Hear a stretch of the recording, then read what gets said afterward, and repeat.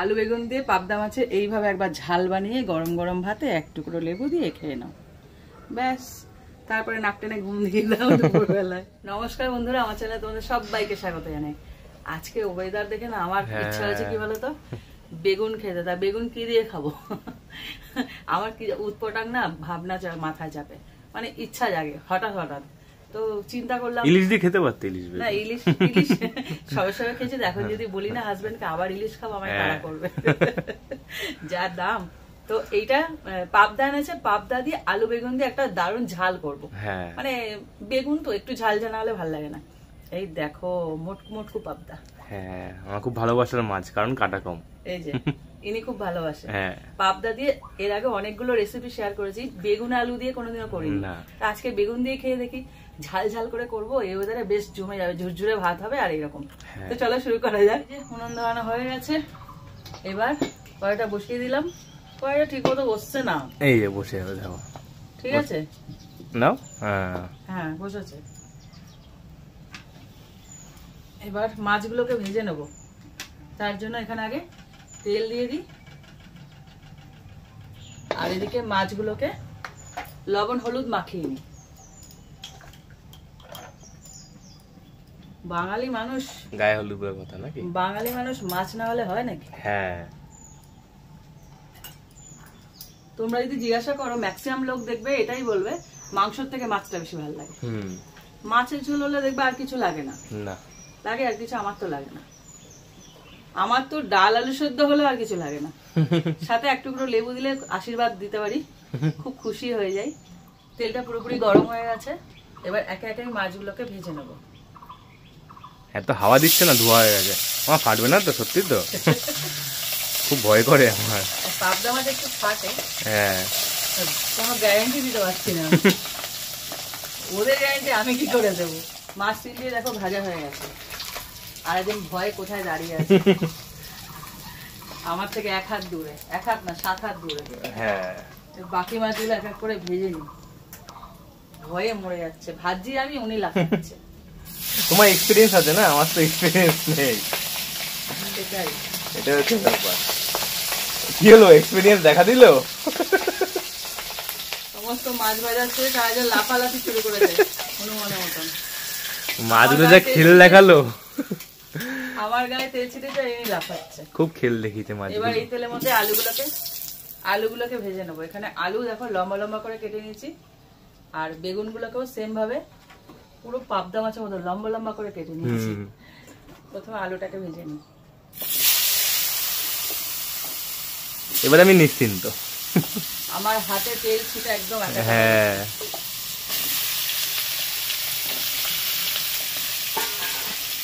বেগুন আর আলুটাকে আলাদা আলাদা ভাজবো। প্রথমে আলুটাকে ভালো করে ভেজে নেবো, আর এদিকে আলু ভাজা হতে হতে আমি একটা মশলা তৈরি করব। এখানে 1 টুকরো আদা, রসুন, আর হলো কয়েকটা কাঁচা লঙ্কা। পেঁয়াজটা পরে বাটবো, আগে এটা বেটে নিই।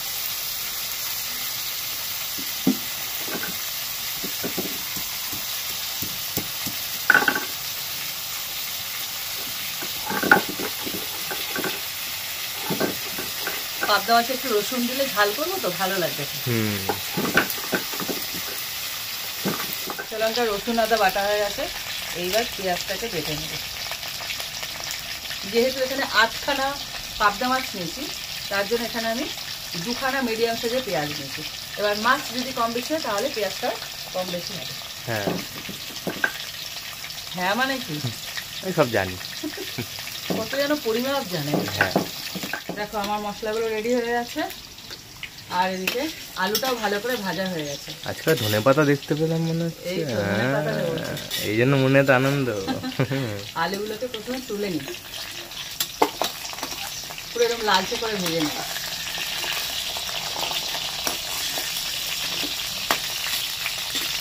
এখনই কি খাওয়া যাবে আলুগুলো? ট্রেনে 8 কাঁচা আলু সবে তো হালকা করে ভেজেছি, দেখি সেদ্ধ হয়েছে। এবার এই তেলের মধ্যে আর একটু তেল দিয়ে বেগুনটাকে ভেজে নেবে। বেগুনটা তেল খেয়ে নেয়, আবার তেল সব খেয়ে নেয়। দেখো কিরকম লম্বা লম্বা বেগুন। বেগুন না খুব তাড়াতাড়ি গলে যায় তো, একটু চেষ্টা করে এরকম মোটা মোটা রাখা। তাহলে কিছু পাওয়া যাবে। নরম হয়ে যাবে। হ্যাঁ,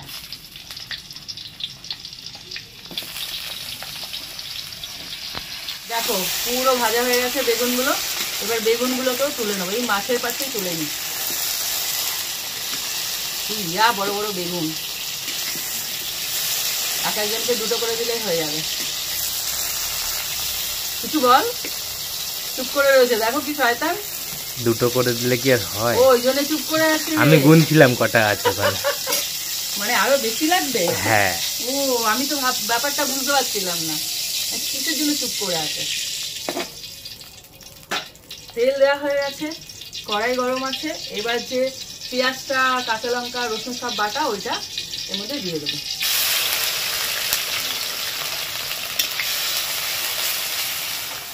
মাছটা ভেজে নিলেই ব্যাস, রান্না আর কি। রান্না সহজ। বেগুন আলু ভাজলা হয়ে গেল আর কি। এই তো কষাবো আর একদম বাচ্চা রান্না। এই আমিও পারি। হ্যাঁ, করিনি কোন। আমি সবসময় বলি তো, সবসময় আমি করে দেবো এরকম কোনো কথা আছে? শিখে রাখ। হ্যাঁ, আমি না মাঝে থাকলে করবো। আমি যদি আমার বাপের বাড়িতে যেতাম, হ্যাঁ, মানে ধরো আগে একটু বেশি যেতাম, এখন কমে গেছে যাওয়া কাজের চাপে। হ্যাঁ, কি খাচ্ছিস? ম্যাগি, আর কোনো খাবার নেই? মানে সেরকম আর করতাম না, করতে পারি না এমন না, করি না। যে আমি যদি মরে যাই তখন কি না খেয়ে থাকবি?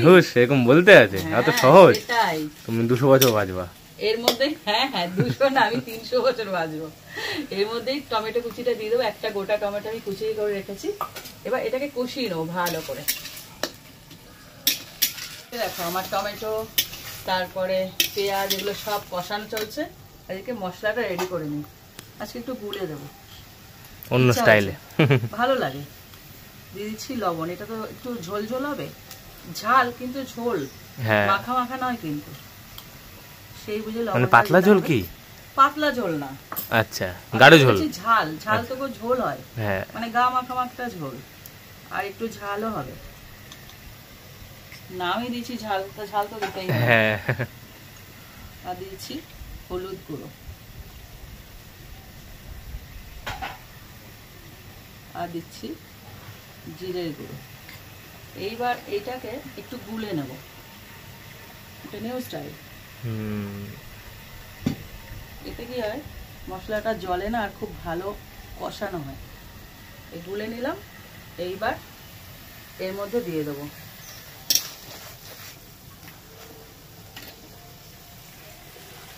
এবার এটাকে কষিয়ে নেব, তারপরে শেষ। আগে কষাই তো।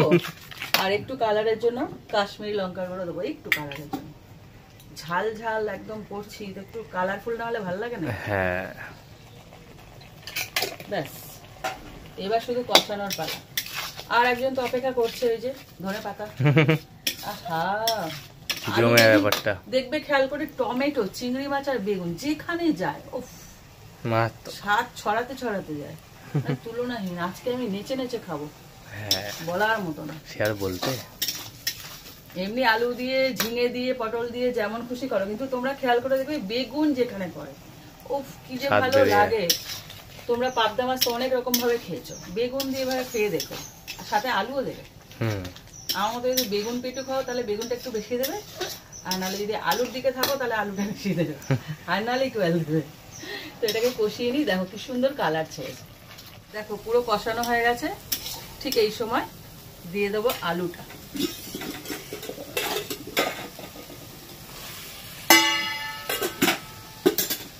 বেগুন এখন দেবো না, আলুটা দিয়ে কষিয়ে নেবো। বেগুন দিলে বেগুনে বেগুন থাকবে না। হ্যাঁ, বেগুনটা তো নরম সবজি, পরে দেবো। এখন দিলে না পুরো ভর্তা হয়ে যাবে। ও বেগুন গোটা গোটা। আমাদের বাড়িতে আবার একটা সমস্যা আছে, কি বলতো, যে যে সবজি থাকবে সব গোটা গোটা সেদ্ধ হতে হবে, কিন্তু গোটা গোটা দেখে দেখে খাবে। এটা বলেছে কেন, ওটা নেই কেন, ওটা পড়েনি কেন, আমার মাথার চুল ছিঁড়ে ফেলবে। তার থেকে বাবা অত ঝামেলায় কে যাবে, গোটা গোটাই রাখা ভালো। তো আলুটা দিয়ে ভালো করে আগে কষিয়ে নিই। দেখো ভালো করে কষানো হয়ে গেছে আলুর সাথে। এখনই মনে হচ্ছে তুলে খেয়ে নেবে আর একজন, অপেক্ষা করতে পারছে না। এই অবস্থা খেললে ভালো লাগে। এবার দিয়ে দেবো বেগুনটা।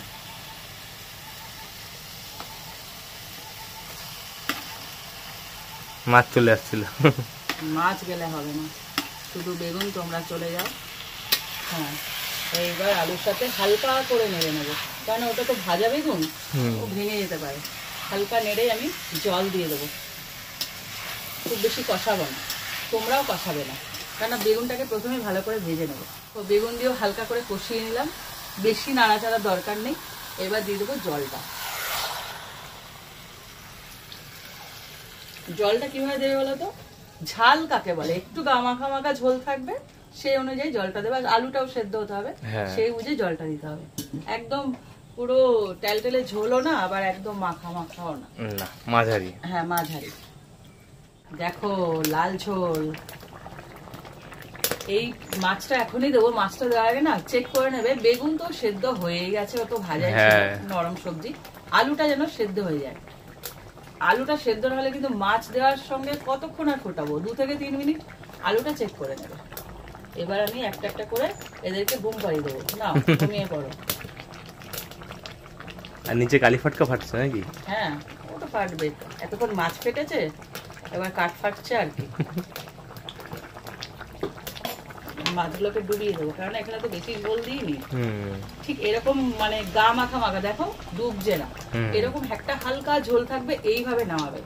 এই এক গাদা টেলটেলে ঝোল ভালো লাগে না, মানে একটু ঝাল ঝাল যেটা বলেছে, কালারটাও হবে আর একটু ঝাল ঝাল হবে, আর একটু একটু মানে এই হাতার মধ্যে করে 1/2 চামচ 1 চামচ একটু একটু ঝোল হবে। দেখো একদম শেষে দেবো ধনে পাতা, ফ্লেভারটা যাতে থাকে। কেমন লাগছে বলো? মারাত্মক। তোমাদের যদি বেশি থাকে প্রথমেও দেবে, কষানোর সময় আবার শেষেও দেবে। হ্যাঁ আমার কাছে অল্প আছে, তার জন্য আমি একদম শেষে দিলাম। দেখো ঠিক এরকম একটা হয়ে গেলে রেডি হয়ে গেছে। কিন্তু এরকম গা মাখা মাখা ঝোল দিয়ে নামাবে। তৈরি হয়ে গেল বেগুন আর আলু দিয়ে কি মাছ? পাবদা মাছ। ভুলে যাচ্ছি, আমার মানে গেছে মাথা। তোমরা রেসিপিটা কিন্তু ট্রাই করো, অবশ্যই ট্রাই করো। আলু বেগুন দিয়েই করবে, আর যদি আমার মতো বাটা দিতে পারো তাহলে তো কথাই নেই, আরো স্বাদ বাড়বে। আর যদি মিক্সিতে করো কোনো ব্যাপার না, তবে যে যে রসুন পেঁয়াজ যেমন ভাবে দিচ্ছি ওটা দিও, তবে আলু বেগুনের সাথে জমে উঠবে। রেসিপিটা ট্রাই করে কমেন্ট করো কেমন খেলে। ভালো লাগলে লাইক দিও আর শেয়ার করো। আর এরকম আরো রেসিপি পেতে আমার চ্যানেলটা সাবস্ক্রাইব করে দাও। তো আজকের মতন টাটা।